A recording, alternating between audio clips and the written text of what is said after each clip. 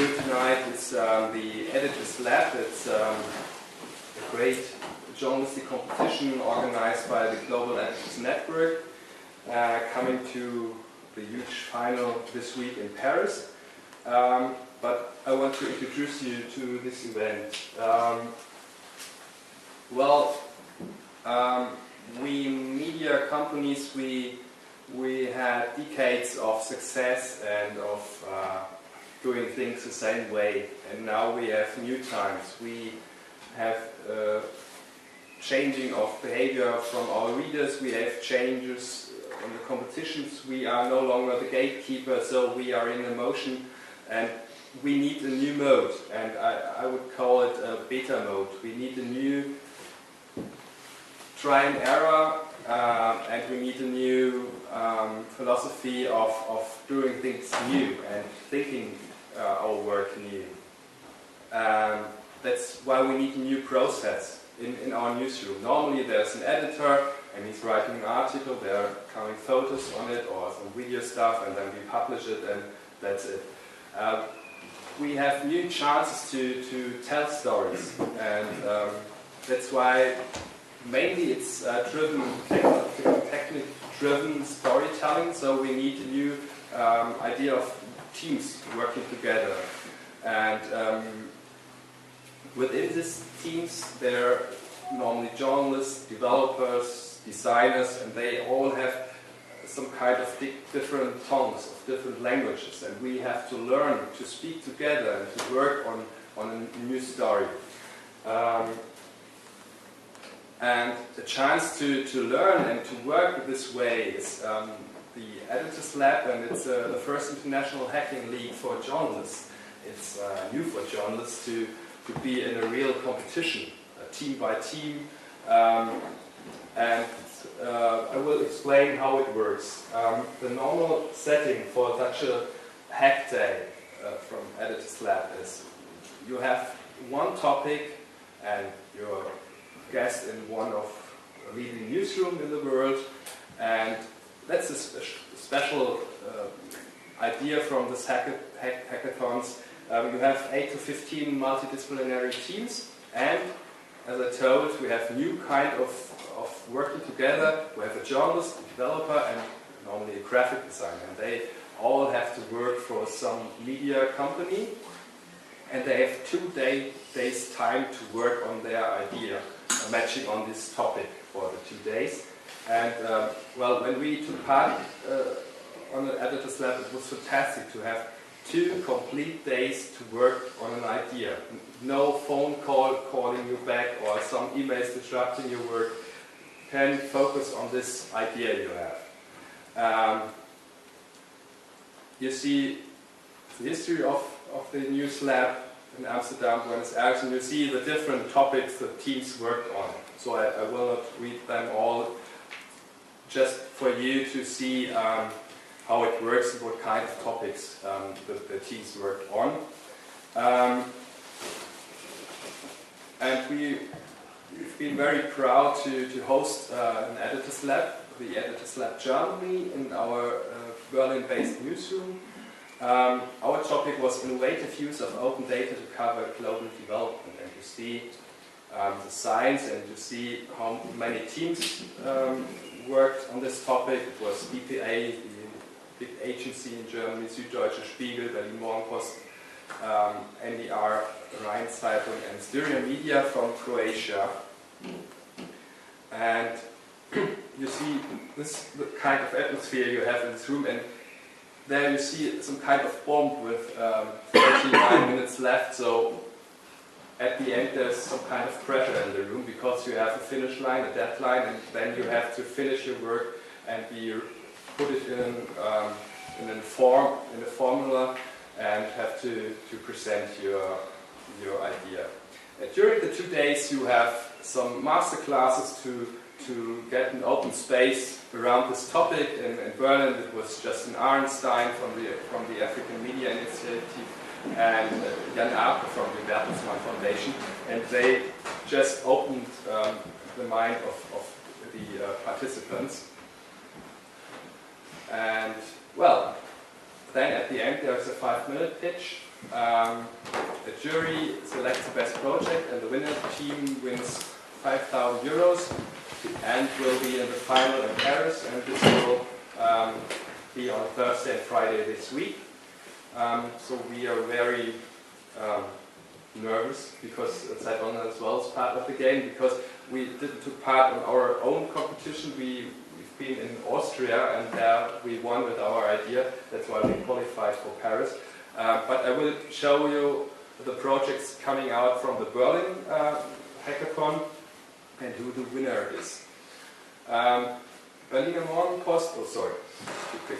The Berliner Morgenpost start, as you remember, the idea is working with open data covering global development. And you see the first idea is Second Home from Berlin Morgenpost. And what they want to do, because they are a regional newspaper, they want to show you, if you're living in Berlin and you see your browser matching you by geolocation and showing where you live, and you see where people from other countries live in your neighborhood. And then you can do a game to understand the environment in the other countries. It was one idea pitched. Der Spiegel and Spiegel Online, you see there are two worlds coming together in this house, the print edition and the Spiegel Online edition. They had a team together, enslaved the world, the evil guide to development aid.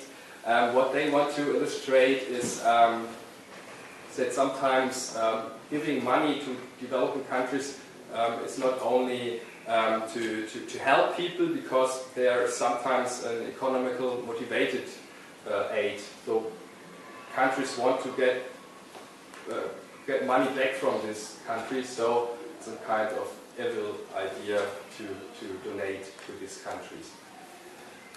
DPA, they worked on a new timeline. Though on the left side you have some stories from the agency material or from other storytellers, and on the right you have some data matched with indicators of progress in these countries.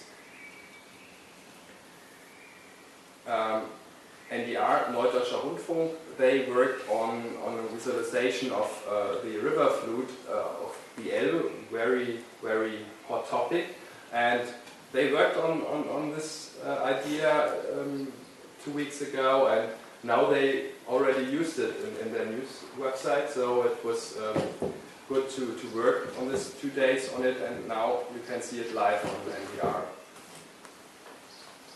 Zeitung is a not very small regional newspaper, but they're highly innovative.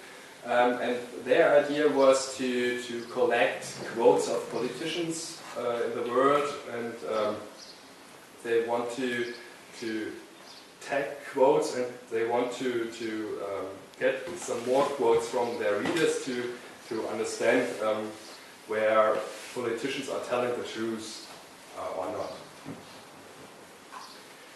Stereo Media International from Croatia, they brought to us a very well-designed app or desktop version of earthquakes, just-in-time information about earthquakes on the world.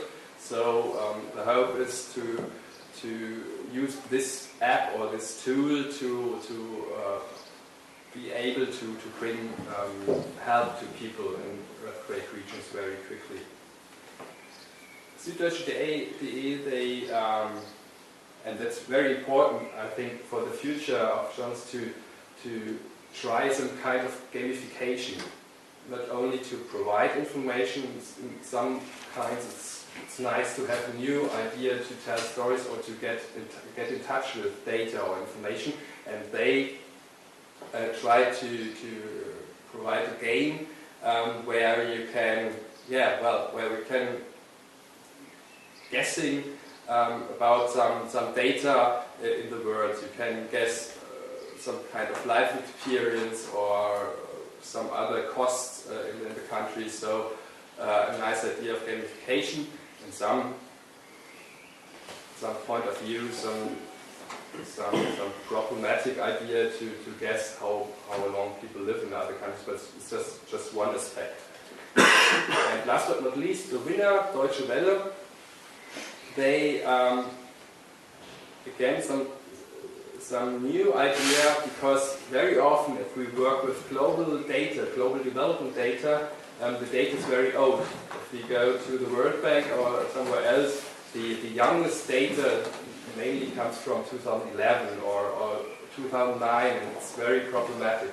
And what their idea is, they want to create a tool which enables the reader to compare costs of living, their cost of living with the cost of living in other countries. And the main idea is to ask the people in the world about these questions. So, for example, some crowdsourcing aspect to ask how many money do you have to pay for 3 eggs, or how many money do you have to pay for 1 liter of milk. And with this crowdsourcing idea, they want to collect very, very new data, and then you can compare you in your country with other costs of living. So Deutsche Welle will join us in Paris, and this will be a very competitive action. But I'm looking forward for 2 great days to meet people again, and that's one main aspect. It's not only competition to work against each other. It's some kind of new team spirit, because on the first day in the morning, the first round in the room tells the other teams about the idea they are working on. So it's not the idea, oh, we have our scoop and we won't tell you, because they tell it in the first hours, and then they start, and that's new in journalistic environments, to tell what you are working on. And I want to invite all journalists to get this idea, and I think Hex Hackers is the same environment, to share ideas and to get in touch together. Yeah, that's for me. Thank you for your time.